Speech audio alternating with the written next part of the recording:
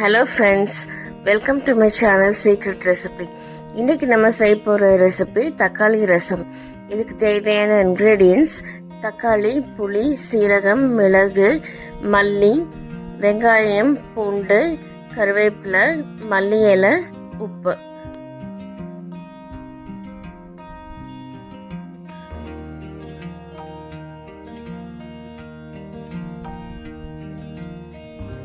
இந்த தக்காளி ரசம் நம்ம சூடான சாதத்து கூட சாப்பிடும்போது இதோட டேஸ்ட் ரொம்ப நல்லா இருக்கும்.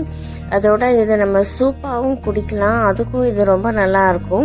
நம்ம மிளகு, சீரகம் எல்லாம் ஃப்ரெஷ்ஷாக பொடி பண்ணி போடுறதுனால இதோட மனம் ரொம்ப நல்லா இருக்கும். இந்த வீடியோக்குள்ளே போகிறதுக்கு முன்னாடி சீக்ரெட் ரெசிபி சேனலுக்கு சப்ஸ்கிரைப் பண்ணுங்கள், ஸோ தட் என்னோட நோட்டிஃபிகேஷன்ஸ் எல்லாமே உங்களுக்கு வந்துடும். இப்போ வாங்க இந்த தக்காளி ரசம் எப்படி பண்ணுறதுன்னு பார்க்கலாம். அடுப்பில் ஒரு கடாய் வச்சுருக்கேன். ரசத்துக்கு தேவையான தண்ணி நீங்கள் சேர்த்துக்கோங்க.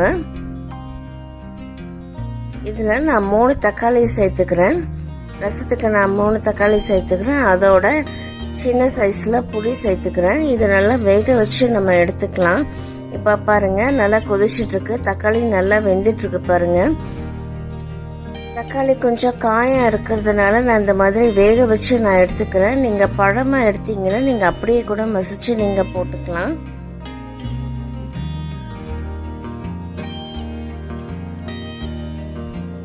இப்போ நமக்கு தக்காளி நல்லா வெந்துருச்சு. இந்த ஸ்டேஜில் நம்ம ஸ்டவ் ஆஃப் பண்ணிக்கலாம். ஸ்டவ் ஆஃப் பண்ணிட்டு இது ஒரு பாத்திரத்தில் நம்ம மாற்றி வச்சுக்கலாம். இது நல்லா ஆறட்டும். ஆறுனதுக்கு அப்புறம் நம்ம மசிச்சு விட்டுக்கலாம். நம்ம அதுக்குள்ள ரசத்துக்கு தேவையான பவுடர் நம்ம பண்ணிக்கலாம்.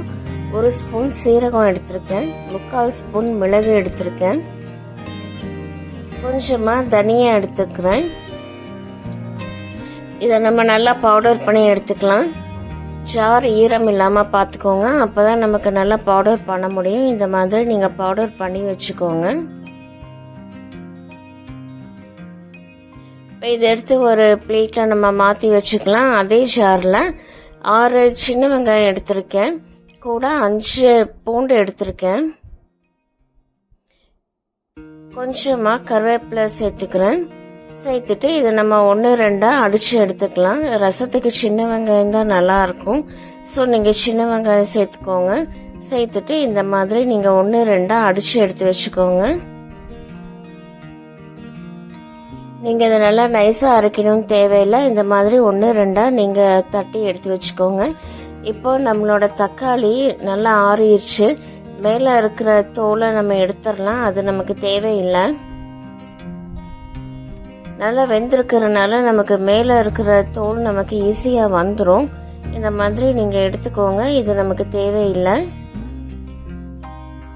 நம்ம எல்லா தக்காளியிலையும் இந்த மாதிரி மேலே இருக்கிற தோலை நம்ம எடுத்துக்கலாம். இப்போ நான் எல்லாமே எடுத்து வச்சுட்டேன். இப்போ இதை நம்ம நல்லா மசிச்சு விட்டுக்கலாம்.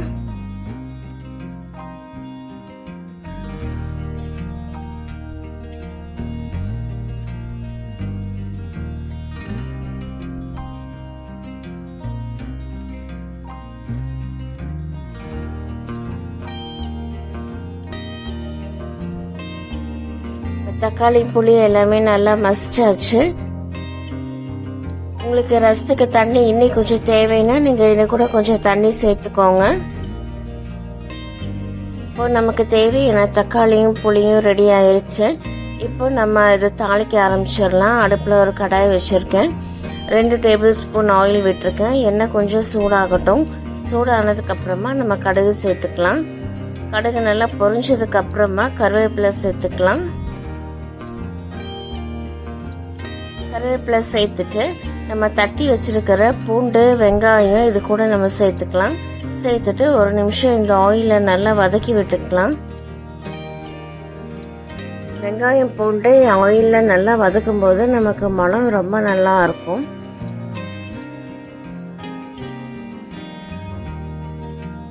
இப்போ நம்ம இதை வதக்கியாச்சு.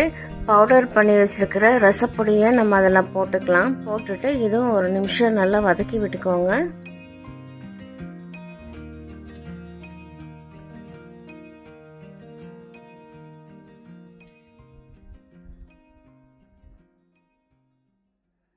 இதுவும் ரெடி ஆயிடுச்சு.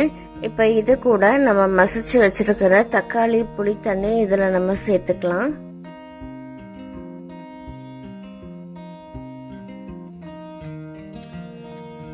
சேர்த்துட்டு இதை ஒரு தடவை நல்லா கலந்து விட்டுக்கோங்க.